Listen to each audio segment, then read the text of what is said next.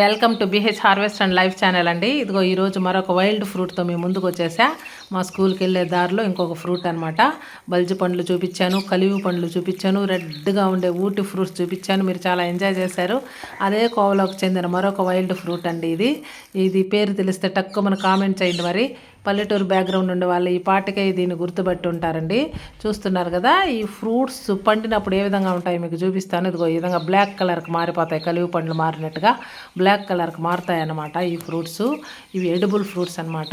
ఎంతోమంది ఈ ఫ్రూట్స్ గురించి చెప్పేవాళ్ళు అందరూ కల్టివేటెడ్ ఫ్రూట్స్ గురించే చెప్తారు, కానీ ఇటువంటి వైల్డ్ ఫ్రూట్స్ గురించి ఎవరు చెప్పరు. ఎందువల్ల అంటే దీంట్లో అద్భుతమైన పోషకాలు ఉంటాయి కదా. మరి ఎందుకంటే ఎటువంటి పెస్ట్లు మందులు కొట్టరు, ఏం కొట్టరు, ప్రకృతి ఇచ్చే పండ్లు కాబట్టి నిరభ్యంతరంగా వీటిని హ్యాపీగా తినేసేయచ్చు.